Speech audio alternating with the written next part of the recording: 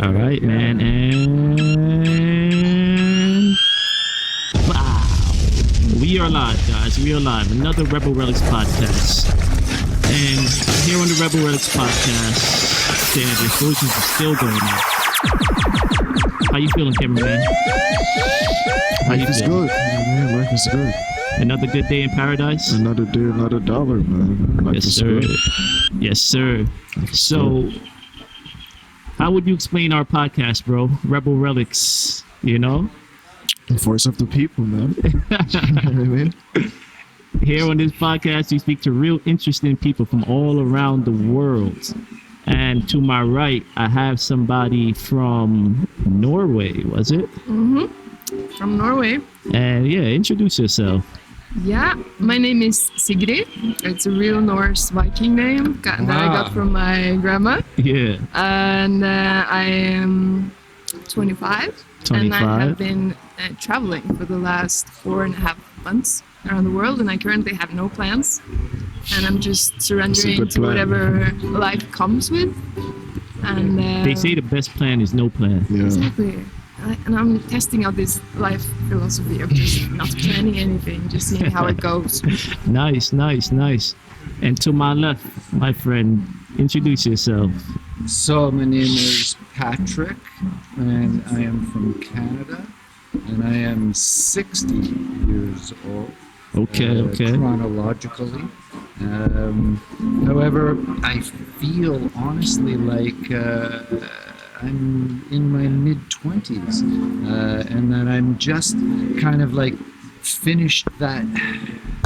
Talking to Mike a little bit, my friend. I feel like I've, just finished that educational stage of life, and now I get to sort of go out there into the world and figure out what I want to be when I grow up. Right? Nice. So this is kind of where I'm at. I still work, but only 6 months of the year. So I have 6 months of the year that I'm free to travel. And the last 4 or 5 years, that's exactly what I've been doing. And I ended up in Pi and ended up at places like here, Atlas Valley, where, I learned how to walk on a slack line and the importance of dead hanging and stuff like this, right? So, that's in a nutshell, kind of, here we are. And a moment ago, before you turned these mics on, we were talking about, the importance of reading and books and, there's an author out there. Her name is Earl Nightingale. Maybe you've heard of Earl Nightingale before. Who's Earl Nightingale, man? He talks about like law of attraction and stuff like that. So, if you want some. Yeah, he's one of the inspirations to this book for sure. But he drew his inspirations from people like Napoleon Hill, and who drew their inspirations from people like Marcus Aurelius and Jesus Christ, and leaders and wise people throughout the ages have all been basically saying the same thing. But the point is, Earl Nightingale, he had a quote that I really love: "Readers are leaders." Readers are leaders, right? Read books. And Sigrid, That resonates. and Sigrid was saying how she doesn't really get into novels so much. Fiction. Fiction. And this really resonates with me. I'd rather read about spirituality, self-help, sort of mind-opening things. Right. Science, physics, man. Science. Yeah, stuff you don't really learn about in school. So let's tap into the law of attraction real quick. He also wrote Think and Grow Rich, right? Was it? Think and Grow Rich. Yeah. Same for person, sure. huh? Or not me. Yeah. Okay. Napoleon Hill. Yeah. Napoleon Hill wrote Think and Grow Rich. And break that down. What's like the core tenements of Think and Grow Rich? I only read it once, bro. Okay, I'll tell you. The basic bottom line of Think and Grow Rich is you can be, do, or have whatever you want. can conceive. Yeah. Bring yourself to believe you can achieve. It's basically the law of attraction again, bro. Because conceive it, believe it. I was about to say that. Believe it, achieve it. Like, according to your experience, do you feel like that's true? Yeah, do you guys feel like the law of attraction is like the real deal? Like, because basically what you're saying is that this is a mental universe, and like your thoughts are what lead.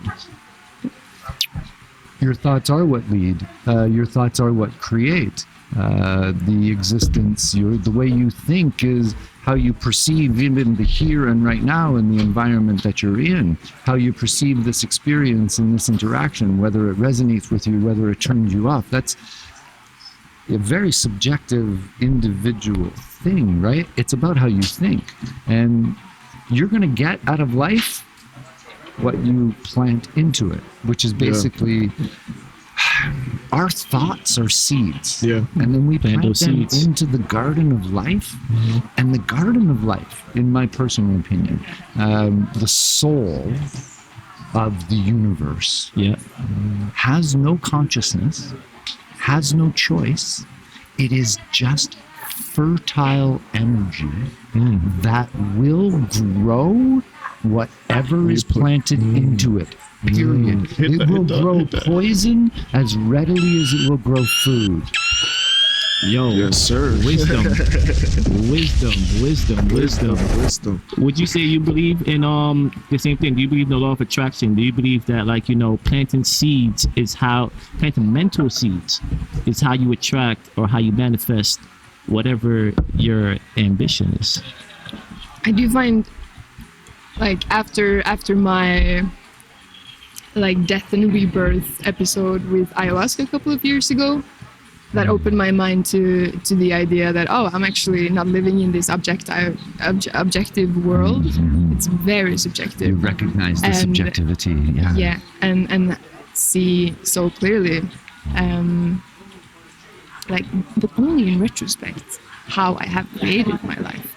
Like, I can never make sense of it in the now, but always in the retrospect, how cascading events have been like dominoes effect, leading me up to very random things that was so important. And in retrospect, I see the seeds. I see where and when it was planted and which it was and what it was moving into. And currently, there's a lot of seeds that are waiting to like sprout and grow. Yeah, turn into a forest. So, yeah. That's very interesting. Are you guys religious? No. I grew up Christian. Yeah. I grew up in a Christian family, and I went to a Christian boarding school. Would you say that this way of perceiving the life and the universe you exist in, is this like a Christian way of thinking, would you say? I did have a worldview before, but I was comfortable. Like, it made enough sense for me. But I was always very questioning as a child. Yeah. And like, after this Christian boarding school, when I was about 19, 20, I just didn't like live religiously at all. It was just, it didn't seem like a heart thing, just only an action thing, or like an outside thing, kind of not something within. I felt disconnected from it, but still, like, this part of me was like stuck in this worldview. About how everything is together, because I needed some kind of container for what this is. Yeah. And parallel to this, I was exploring so much and reading a lot of books. This was after I took mushrooms for the first time. Yeah. I got really curious about that. About which? Huh? About taking which for the first time? Mushrooms. Oh, mushrooms. Okay, mushrooms. Yeah, they say mushrooms really open up your mind to like a whole new vibration of thoughts. Yeah. And it like gets you searching. You know what I mean? Searching for sure. But like, you know, in a lot of countries it's illegal. You know what I mean? Like in the States, it's like a Schedule 1 drug, I think, right? In the States, it's Schedule 1 drug. I think so. Illegal for sure. Like after the 70s, they just hit down on it really hard and classified it on the same level as heroin. Yeah. And that's crazy. It's totally different things. And they grow naturally in Norway. Yeah. that it's illegal to pick them. Mm-hmm, It's illegal to eat them. Same in Canada for sure. It's a little less illegal now in Canada. It's a gray area with marijuana and whatnot being legal in Canada. So mushrooms are in that fringe. In the fringe area, yeah, for sure. But if I can circle back to your question, are you religious? I too was raised in a Christian environment, Catholic. Right. And I'll say this: the church teaches a version that constricts us, that holds us into patterns and into expectations, which are not freeing. However, the teachings of Christ himself are what we were earlier talking about, Christ said is, you like that? I like that. Oh, shit, we got we need to sign the alarm, right? Yeah, because where the church led us was into a form of control and slavery, let's be honest, right? But the teachings of the man himself were of abundance, of truly whatever you can think, whatever you sow is what you shall reap. Knock and the door shall open, right? All of these things that I do, so can you. Basically, these are the messages. Do you guys think that the Bible is decoded? I mean, not decoded. Do you think the Bible is coded? Do you think that there's actually a lot of esoteric, spiritual, deep knowledge in the Bible, but, it takes like a lot of studying to actually recognize it? I've heard about this. I'd say probably, for sure. Like, someone said the Bible, especially the New Testament, was the best book there is on magic. And I have yet to read the Bible again, like after. Before, with this perspective. Because, with what I was getting into, with these parallel shifts that was contradicting each other, with having this Christian worldview and then also figuring so much about the world, with physics and ancient civilizations and different religions. A lot of stuff just didn't really fit into Christianity. It was too small of a container. It didn't include everybody. It didn't include everything. And then, of course, the many interpretations, right? Each language that it comes down to. Right? You have many versions of the Bible. You have the first one, Septuagint, and then you have the King James versions. You have so much different versions. And then apparently there's the Ethiopian Bible, which has got all the books in it, right? There's Enoch. That's a crazy one.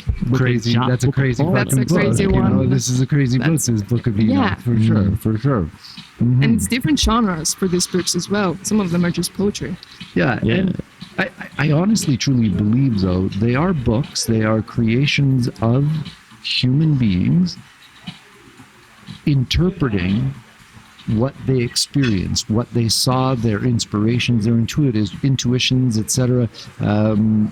But from their perspective, from their culture, from where they were and what they were actually experiencing. So the color that each tradition, each story, each faith, each culture around the world, they all point to the same wisdoms, the same core. And I'll say, as a young adult, I'd say my late teens, early 20s, I, like you, had sort of shifted away from the church because it was just too much that was not So you've been on this path for quite a while. I was raised Christian, right? Raised in a Catholic. I was an altar boy. My mother was in charge of the church choir for my entire life. So I was at church all the time growing up, right? But also, my parents, even though they were, and I'm the youngest of 7 children, so that's how Catholic I am, right? Wow. Catholic, 7 children. And but one day, as a family, we were walking to church. I was about 10 years old, and we walked past a different church. It was Christian, United Church, but not our church. And I said to my mom, "Hey, what do they do in there?" And she said, "I don't know." I said, "Well, can we go and find out?" And she looked at me and she went, "Well, you can if you want to. You see the times on the sign. And if you want to go, you can go." She said, "But we're happy with our church. We're just going to keep going to our church." I went, "Oh, okay." So I went the next week. I went because I was curious, right? But it gave me permission right away at a young age to not be boxed in just by the teachings of this one church, right? For my parents, it was all about love and the teachings of Christ, as opposed to the rules of the church, right? Yeah, following the priest or the pastor. Yeah, and just to truly quickly sum up the point of why I'm saying this is that I got away from the church, but then in my mid-early 20s, I had a copy of the Bhagavad Gita given to me. Okay. And I had my lunchtime every day while I was eating my lunch by myself, go through the scriptures. I was reading the Bhagavad Gita. And as I read the Bhagavad Gita, it reminded me of the teachings of Christ. Exactly. So it actually took me back to re-exploring and creating a new relationship with the teachings. I have an interesting question for you. I have an interesting question for both of you, right? I'm wondering if Christ actually existed, or is he symbolic of a human's potential or whatnot, right? Because I'll give you a passage from the Bible, right? Where, it says Jesus was crucified in Golgotha, right? So like many people who read the Bible, they'll think that Golgotha is an actual place in Jerusalem or whatnot, right? But Golgotha also means in the place of the skull, right? And Jesus was crucified in the skull, right? So if you think about it in terms of biology, then Jesus would be your pineal gland that got crucified in the skull, meaning that, your pineal gland got crucified, turned off, it died, it's calcified. And then there's another passage in the Bible where it talks about Jacob's ladder. And Jacob climbed the ladder, which is 33 steps. In your spine you have 33 vertebrae. And then when Jacob climbed the ladder, he reached the land of pineal. And when he reached the land of pineal, he found Christ. He found Christ. He found heaven. Right? So is all of this coded information basically telling you that, energy rises up the spine, reaches your pineal, and then when that activation happens, you experience true heaven. You know what I mean? And you get or you experience Christ consciousness. Christ consciousness, right? Christ consciousness. So, if I can just jump in quick, I'll say that I truly do believe that Jesus was a man, a historical, living person. Yeah. And the Christ consciousness, of which was awake and fully active in him, was also recognized by the other masters of the world at that time, from Syria, from India. Krishna got the same story as Jesus. And Krishna, Buddha, these could also just be other manifestations of this Christ consciousness, right? And that through different stages in our history, there have been teachers, there have been guides, messengers, and maybe Christ himself, Jesus, was maybe the most truly physically manifest. The Buddha took us to a certain point, there's no doubt about it. And the teachings of the Buddha are certainly valid. But Jesus also kind of talked about this middle way. Anyway, so over to you, Sigrid. What do you think the questions of, is Jesus real? Is this Christ, a real person? I'll say some more things before you actually, I'll give you some more things to ponder on, Okay.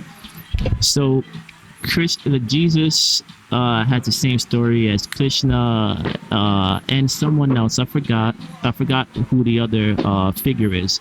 But I mean the same story. Like father was a carpenter. Jesus' father was a carpenter. Yeah. Oh, and Horus. That's Horus. That's who it was. So Horus, Krishna, Jesus. Same story. You know, their fathers were carpenters. Their mothers had immaculate conceptions. They were born when a certain star was in the sky. You know, same story but different geographies. It's almost like an archetype. Different like an archetype. Repeating itself, you know, and on different levels, and it's just something, a story that's familiar to the human psyche. Yeah, this is what I'm thinking. This is what I'm thinking. Joseph Campbell and the hero's journey. And if you, again, reading, you want to read some books with some substance, anything written by Joseph Campbell, The Power of Myth, the Occidental mythology, Oriental mythology, creative mythology.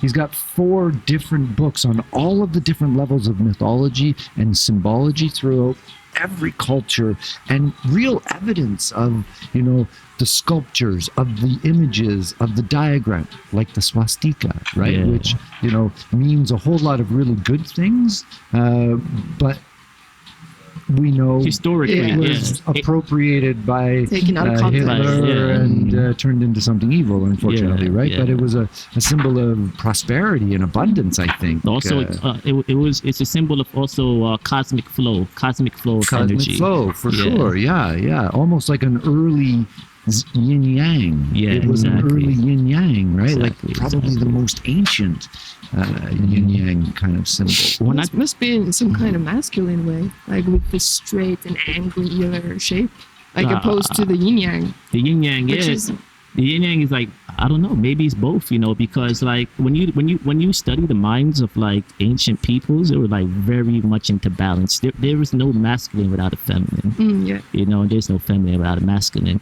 in ancient minds. You know? In those very, very early ancient days, it would have been a lot easier to carve straight lines. As opposed to curved lines, until they got sharper tools and a little bit better at this rock.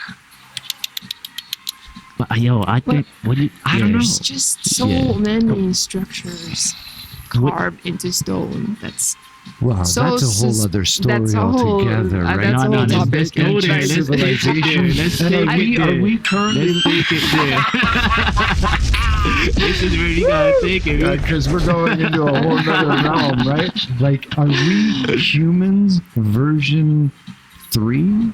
Or version 4.0, right? Like, seriously, if the Earth is 3 billion years old or so, and we only know about the last, say, 1,000 years of history and of human what history. happened before? Fuck, man, and the evidence at like Göbekli Tepe, they keep pushing it back. Human civilization and human creations. They keep pushing back the dates. Yeah, well, they're trying to. I feel like they're trying to cover it up. Like, they've been covering up for the last 100 years. Why would right? they do that though? Why would they trying to cover it up? That's power the question. And control. Yeah, because have you guys ever heard of something called groove spheres? This is the most ancient thing that I found, the oldest relic that points towards intelligent humans, right? Okay. It's these spheres, these metallic ores that are perfectly spherical, right? What was it called? The groove spheres. The grooves? Yeah, grooved spheres. Grooved spheres. Yeah, and what kind of metal? Yeah, it's like a metal. Which kind? Oh, I'm not sure. Some ancient metal, probably, that we don't know about yet. Nah, it's we definitely know what it is. But like, it shows human intelligence because of the how perfectly circle it is, and the groove that runs through its center. It's a groove that's perfect. It's a perfect line going through the center of it, right? Not the center, the circumference of it. And guess what? They found it in strata that points to 2 billion years. 2 billion the years. Carving. The carbon dating. Nah, not the carbon dating. So they found it in a layer of dirt going back 2 billion years. Billion? Right? Billion. And they found not just one, they found lots of them. So it's not like, it was like a group of them put together, you know what I mean? Which could have been something at this level of the planet, and all of a sudden a catastrophe and a fucking hole opens up, like a massive earthquake or a shifting of plates, and all of a sudden what was on the surface sinks down major levels, but because of their structure, they maintain. It was actually found during a mining expedition. They were mining a mountain in somewhere, I think it was Zimbabwe, somewhere in Africa. They were mining for some resources, and then boom, they found it. You know what I mean? Right there in the mountain, in deep layers of strata. How big? They're like this size. You know what I mean? But they look kind of human-made. Definitely, definitely. Like if you found a marble right now, you wouldn't be like, oh, that's natural. You know what I mean? Well, made by somebody, whether it's a human or whether it's the Anunnaki or whatever other. Because of the changing of the Earth's surface, which is constant. We can't really know. Yeah. We can't really know. We only have these things that are carved in stone. That's the only thing that would survive so and so many thousand years. Or massive monuments like the pyramids and like the that's also stone. And, yeah. And these things even I kind of I'm on the side of the theory that the Egyptians found the pyramids. The Egyptians didn't build the pyramids. The Egyptians found the pyramids. They were already there. And they were there in this current broken down state with no longer completely covered in the limestone. That was a part of the insulation value for what was going on. And all of the evidence definitely points that they were an energy source. I believe more that. I'm of a different opinion there. Egypt is not the real name of the place. The real name of the place is actually Kemet. Okay. But when the Greeks went there, they renamed it to Egypt after they conquered. But the Kemetans, if you read the pyramid texts and the Medu Neter, that's the name of the language, the Medu Neter. If you read the Medu Neter, the Kemetans themselves said that their ancestors were ancient to them. And they're trying to reach back, the consciousness and levels of magic of the gods who were their ancestors, right? And the Kemetans, they were big into the afterlife. Their number one question was, how did they get here in this realm, and where do we go after? That was prime. That was the center of their civilization, answering that question. Sure. You know what I mean? But all of the pyramids, were not graves. Were not places where bodies were, because there's never been a body found inside a pyramid. These, you probably heard of the structures underneath the pyramid. Yes, I have heard about that. There was like this one company, or like with the LiDAR technology that did this. Yes. But later 2-3 others did it, and they got the same result. So it's pretty much, I would say, and undeniable, becoming more of an undeniable but fact it's still not really public, and it's not that's strange. Coming out. Right. Think of it. These are people who whose life was dedicated to answering that question. At the time, they didn't have no distractions. There was no Netflix. There was no NBA finals. There was no FIFA World Cup. They had all the time in the world to figure out these answers, right? And they did figure it out. And if they figured out these answers, then I think it's going to be a problem for religion. I think it's going to be a problem for religion. If it's going to be a problem for the narrative. For the narrative. Exactly. And then that means they lose control. Yeah. Well, then it inevitable has to come out all of the other things that have been hidden. right? Yeah. All of the other things that are tucked away in the Smithsonian under these, shit, you it's brought up the crazy. Smithsonian. Of course, I bring up the Smithsonian. Like, fuck, man, it's hiding so much stuff, and it's got these autonomous rules that nobody has any right to fucking go in and take it out. It's really protected. It's really weird. It's the same with the Vatican library, right? Yeah. It's so shady. They have like literal tunnels. Yeah, no, filled with seriously. scrolls. So What's much down wisdom, there? I wonder. So much wisdom that's been hidden from us. And why has it been hidden from us? Because it's been kept within a small group who are in control. And What do you think? But you could kind of see the trail of the hiding of the knowledge. So like, if we're talking about Kemet, you remember they burned down the library at Alexandria.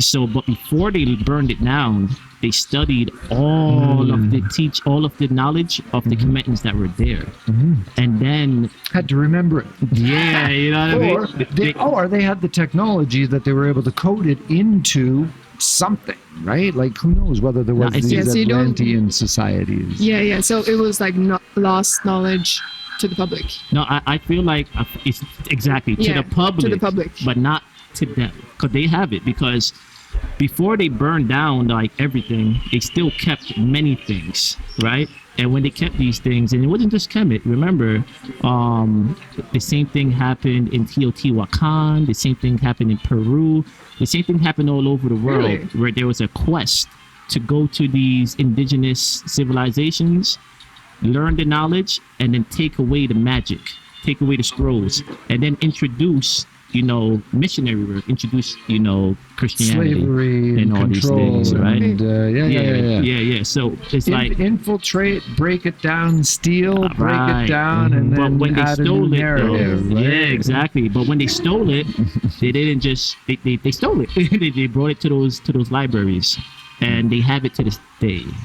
Yeah. And that's why access is very, very limited. Do you also believe that a lot of the languages that's like been written in scrolls or on walls or tablets, that it's decoded by someone?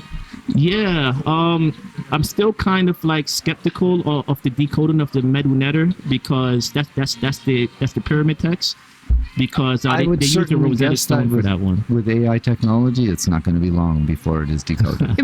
What if it already is? Because I suppose a lot of their knowledge that they extracted from these civilizations, for sure. Maybe they kidnapped someone who would translate it or something. Yeah, but I do think we're very intelligent ourselves. Like, remember, unless you think they were aliens, we are the descendants of them, right? We are the descendants of these ancient civilizations. Yes, we are. And so let's go back to that for a second. Cigarette, bitch stick, if you'd like one. Little thing. You like a cigarette? Would you like a cigarette? Oh, no, I'm good. Thank you. I call them bitch sticks, or my sister calls them bitch sticks. Never heard that. Ones as opposed to man sticks. I use the man sticks to roll my joints. I use the bitch sticks when I like to have a smoke. Okay. Even if there were these ancient civilizations, all of today's stories, ancient stories, include a flood myth. Yeah. Right? Very interesting, and a flood story. And about 13,000 years ago, at the end of the Younger Dryas period, right? The end of the Younger Dryas, there is evidence. And there's evidence even on the Sphinx of this massive flood and this massive erosion. But that type of erosion would not have happened slowly. This was massive fucking water. And the theory that sort of makes sense and is indicated in some of the carvings and the stones that go back to Tepe indicate there was massive solar flares, massive solar activity that caused a major melting of the glaciers and the polar ice caps almost instantly, right? Like in days. One day. Massive water is now. So then... Really think about that. Imagine Antarctica melting by next week. That's what happened. I've heard it being I've heard someone say that the melting of the ice caps is like the thinning of the veil. The thinning it's of like the this veil. Exact correlation Well, what's between the that, veil? and The veil? Yeah. The veil I would describe as illusions. Oh shit. Okay. Yeah, illusions from truth. And it could be a metaphorical veil, but it could also be literally a physical veil, a sheet of ice that is covering some of the stuff that did flood, that did exist, flooded, and then froze back over. That's interesting you said that. And I'm pretty sure you know, but you know of the ancient maps. And the ancient maps does show the coastal regions of Antarctica without ice. Yeah. And in a slightly different location too. And remember, Antarctica, the last time Antarctica didn't have ice was 20,000, 30,000 years ago. But ancient maps show Antarctica without ice. Yeah. I've seen these cartographies. Yeah. Now, so get back to this other point of if this great big huge flood happened so quickly like that, literally tsunami level across the globe, whoever was managed to be in a cave high up in a fucking mountain somewhere literally was going to be crawling out of the mud 12,000 years ago. And that's where potentially this version of humanity 2.0 or 3.0 literally crawled out of the mud, some with a certain amount of knowledge, and then over the next 6,000 years or so, all of a sudden some civilizations, Sumerians pop up, and that sort of from 12,000 years, it took some time, 6,000 years to crawl out of the fucking mud. Have you ever have you ever heard a documentary called Saturn and Satan? That's literally the name of it, Saturn and Satan. Yeah. So if you study Saturn, it's automatically going to bring you to Satan, because actually these esoteric circles, they've linked Saturn to Satanism. You know what I mean? That's what they've done. Okay. But that's the psyop, right? That's the psyop, so you don't study the history of Saturn, because in ancient times, Saturn was actually as close to the Earth. According to the ancients, Saturn was as close to the Earth as the Moon is right now. And as you said, a cataclysm happened, right? And it was a celestial cataclysm. It was a solar system wide thing that had an effect on the Earth because of the orbits. Right. So what happens in our solar system will affect the Earth, as you just explained with this flood, right? So that's what caused the flood. I mean, we could be heading into There's been many cataclysms. There's been many cataclysms. This is what caused one of them. Hitting southern areas, northern lights in fucking Mexico last year. Northern lights in Mexico last year, right? Like northern lights. Yeah, they were all the way down to like Italy. I saw them during the summer. Yeah, right. Okay. Where, in Norway? In Norway, when it's pretty light. I saw them a couple of summers ago. Every night. Yeah, wow. Crazy. I've been following the sun activity because I've been expecting 2025 to be like the peak of this solar maximum that we keep cycling into. Yeah. Did you see how crazy active the sun was this year? Broke all records. Yeah. I know. And I follow the Schumann resonance and how it's affected by this. Explain the Schumann resonance. It's called the vibration of the Earth, which can be recorded in a layer of the atmosphere, and it's made visible through this graph called the Schumann resonance. It's constantly being measured in this place in Omsk in Russia, and it seems to have a great correlation with human. It seems to be like illustrating human consciousness through the graph. And how we are so much affected by the sun. And I mean, of course. I mean, when you look at when you look at how we're connected to the Earth and the stars, and the most simple way you can think about it is that without the sun, we will be a liquid bowl of soup right now, because we can't digest vitamins, we can't digest calcium without the sun, because the sun gives you vitamin D, and without vitamin D, your body could do nothing with calcium. So your bones are hard because of the sun. and you're happy because of the sun. Because when the sun goes away, people get depressed, right? So that shows how it has an effect over your biology and your mental happiness. The moon has effect over the tides and the waters of women, right? Their cycle, their period. So it's like you see how the celestial bodies have an effect on humans. Now, if Saturn was as close to us as the sun and the moon was in ancient days, and it's gone now, then what do we use? Remind me, what is Saturn representing? Saturn, according to the mystics, was the mystics as well as the ancients, was not synonymous with how we view it today. Today we view it as a prison, right? As like, that stern father who keeps us trapped in the cube, right? Really? Yeah. I see Saturn as a planet with rings. Isn't that what Saturn is? It's a planet with rings? Esoterically, yeah. Astrology. Astrologically wise, same thing. Saturn is like, The planet of structure. The planet of structure, exactly. And it just went into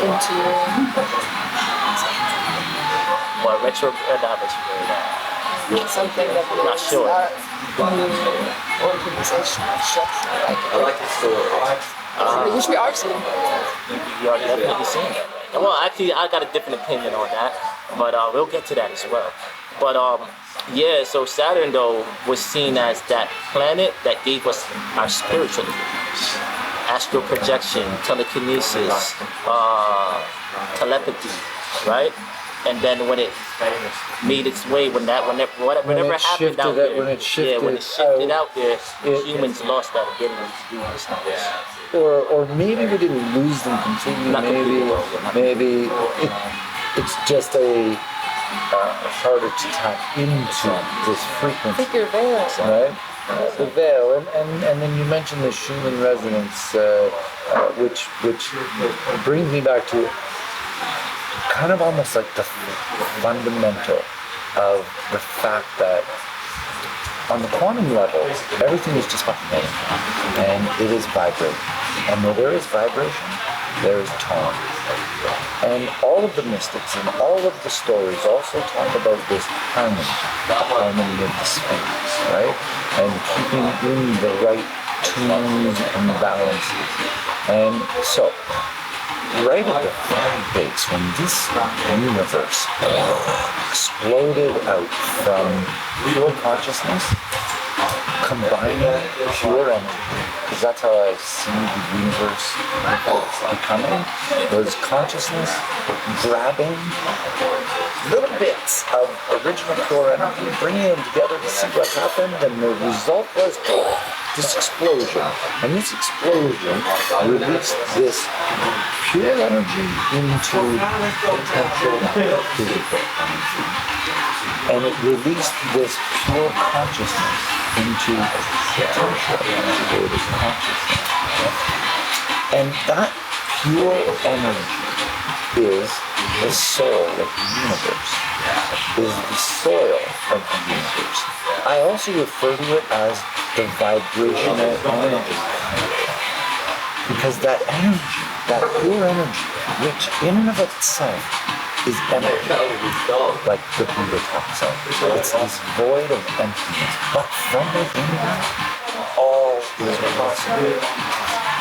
If the right vibration and the right conscious thought, because now conscious thought can influence this energy, this conscious thought is vibration. So there's this shared vibrational frequency. But the vibrational energy field, soul or soil of the universe, which has no consciousness, will grow wherever our potential creativeness puts into it. Let's be honest, this cup in my hand started with a thought. This microphone started with a thought. The telephone everything started with a thought. The universe started with a thought. Plato knows onto something. Plato is onto something. Plato, try. Yo, Very interesting. so Plato, you want to school Plato? Plato, everything goes back to Kemet. Plato's teacher Plato taught was us Solon, Socrates. right? Was it Socrates? No, Solon. Yeah, Plato's teacher was Solon. And then Solon went to the Temple of Sais in, wasn't it like 3,600 BC, yeah? That's when Solon went to the Temple of Sais and asked of ancient civilizations. So he went to Sais, to the Commetans, to ask them about history of the world. And then the priest in Sais told Solon that a cataclysm happened 6,000 years before their time. And that brings you to 9,600 BC, which is exactly what you said, those polar ice, the younger dry ice period. Literally on the year is when this cataclysm happened. So you have ancient records that are lining up with actual geological data. And then some of this was... catastrophe. Yeah, and some of this was then taught to Plato through Solon. Say it again? And this wisdom was taught and passed on to Plato. Yeah, exactly. All right. And where did Plato work this in? You brought up Plato. Where did Plato... talking about Atlantis. Yeah, exactly. Okay. And that was before his time, of course. But it was, I don't even know how he got that knowledge. Same from the priest of Sais. The records of Atlantis, the story of Atlantis comes from Kemet, from the priest of Sais. And then Plato then wrote about what Solon taught him in the Timaeus. And then that's the first time you hear of Atlantis. When was Plato again? Do we know this year? When? Plato, I believe Plato was sometime around 2000, around there, 2 to 1. Okay. I think it was 1,000, around 1,000. He was one of the really early modern philosophers.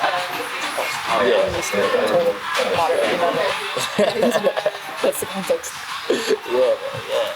And, which reminds me of, how incredible the ancient Greek civilization, the knowledge and the way that they structured society and community and so many things to learn. They rose so fast. The Egyptians, they rose so fast. The Romans, they rose so fast. I think the Americans too rose. And say we are in the early days. I'll go on record as saying I truly predict we are in the early days of the fall of the U.S. empire. Plato was way earlier than that. Plato was Yeah. Okay. That's that's 400. Okay. I think we are witnessing, and we sitting around this table within the next 5 years, there will be no more U.S. empire. I think. What are the signs? What makes you come to that?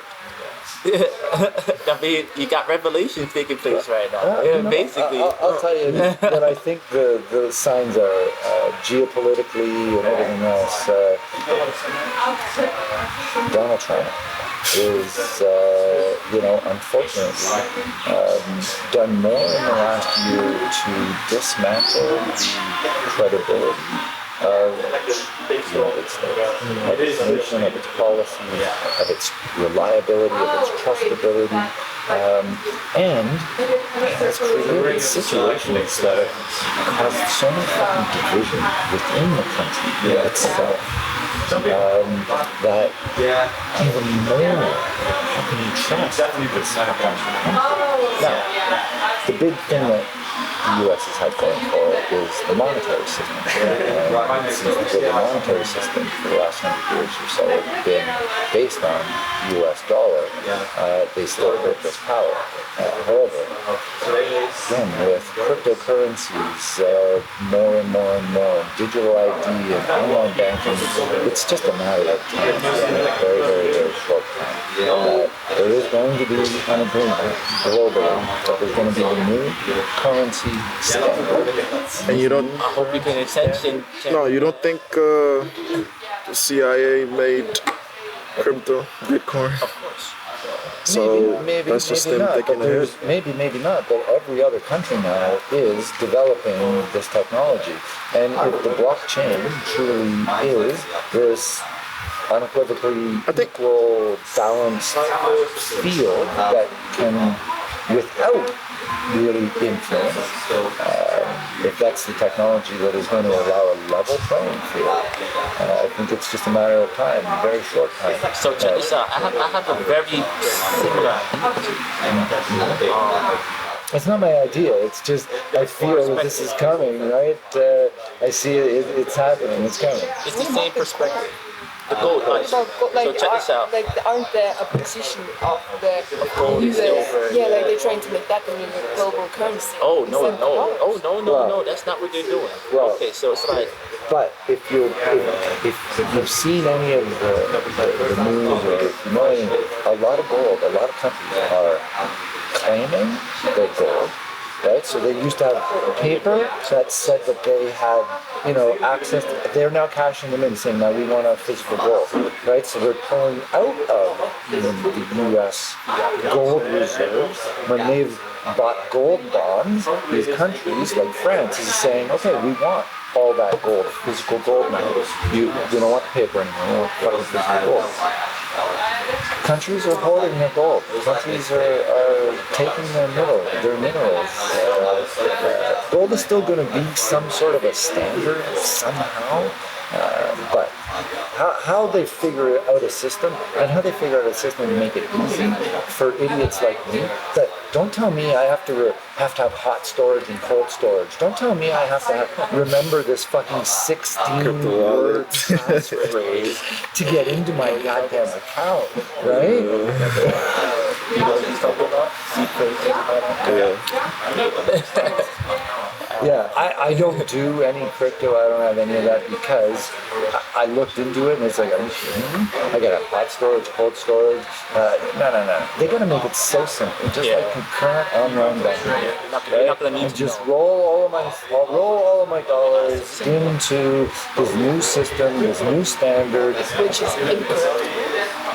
Oh yeah, it's incorruptible because it's been granted by nodes, and nodes basically shows the history of transactions, so you can't Yeah. You got it. Like, do you understand blockchain? Oh, 100%. So that's why I agree with you in your perspective. But I think that this is demolition, but controlled demolition. And Trump knows exactly what he's doing. Yeah, like I was telling you, he's purposely killing the He's dollars. purposely doing. This is not a mistake. And Yeah, all because- the chaos you see is not chaos. Yeah. It's actually restructuring. Yeah. Yeah, but you know what? He's made some mistakes, and I'm going to say the Canadian Prime Minister has put him into some corners and has put him in his place. Because, he tried to be the bully, but the truth is, the United States fucking relies on Canada so much, relies on our oil, because all of the oil that all of the processing in the United States does has to be the heavy crude, which comes from Canada. All the oil that comes out of Texas and in your own country is all the light crude. They can't process it. So the entire fucking Midwest U.S. auto industry is completely reliant on Canadian oil. And Donald Trump is saying, you need to sign this agreement and you need to give us access. And my Prime Minister is saying, no, I don't.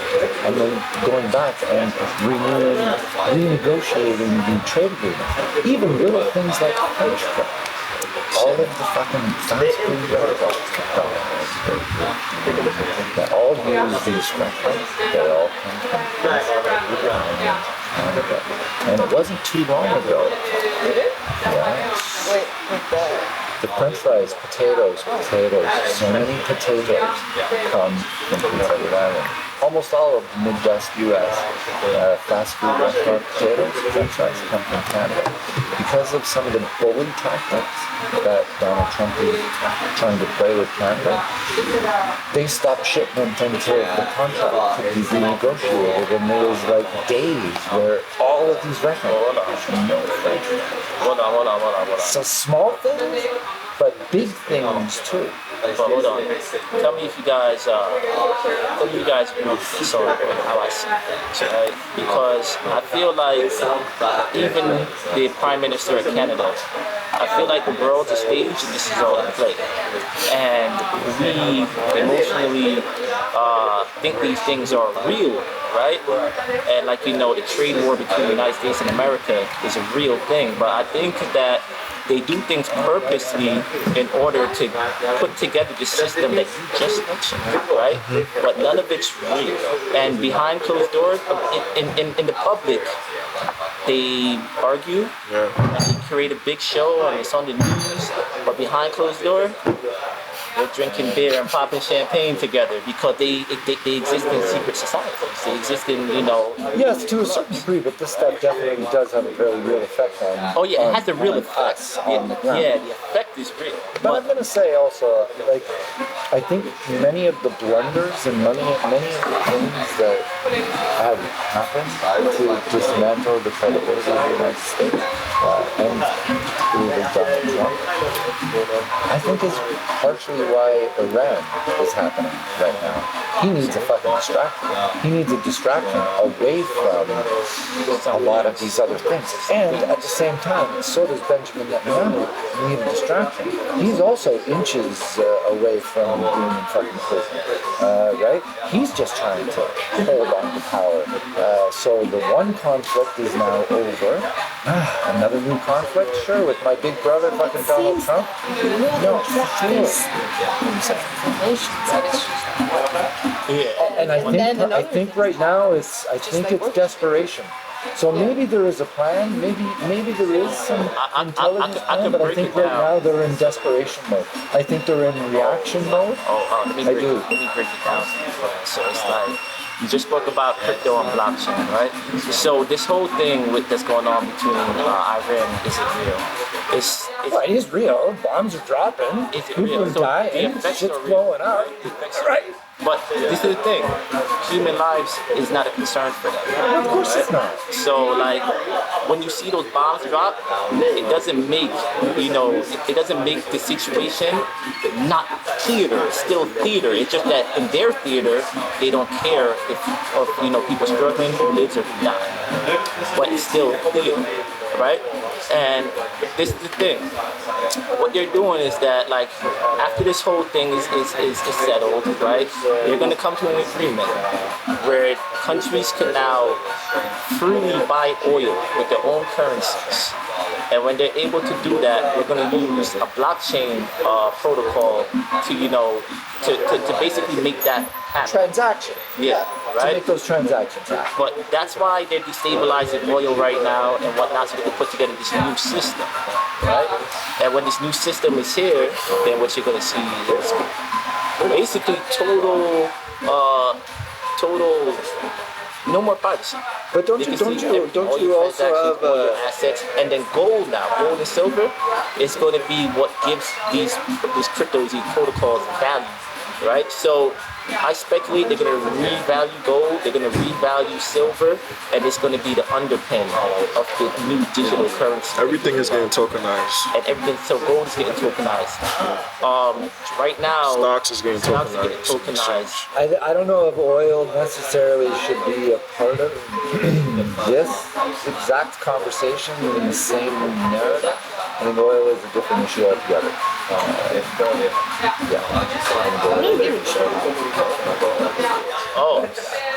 In the future, we have new technologies. Cleaner energy is coming, right? Oil is necessary right now. It's necessary in the transition. It's necessary in the public sector. I don't believe it's necessary. Correct. But until we transition to other technologies, until the veil of illusion is lifted, and the lies and these technologies and things like Tesla was speaking and showing about, and about these resonance things that can levitate things through just sound vibration and stuff, right? Like these fucking technologies, they've been hidden from us. That doesn't put money in the robber baron's pocket. No, but there's going to be a change and there's going to be a shift. There's going to be a change and there's going to be a shift. I'm believing there's going to be a change and there's going to be a shift. I certainly do hope so.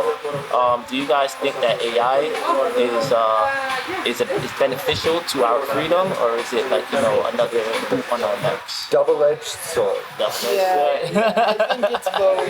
I think it's both. It depends on how you use it as a tool. Right now, I'm optimistic. Right now. I understand that somebody's AI really just came up with a cure for diabetes. Oh man, the cure for diabetes. I'm a heard just like fairly recently in China, maybe it was Japan, but came up with right now AI. They figured it out. How you guys feel about them using AI for killing guys?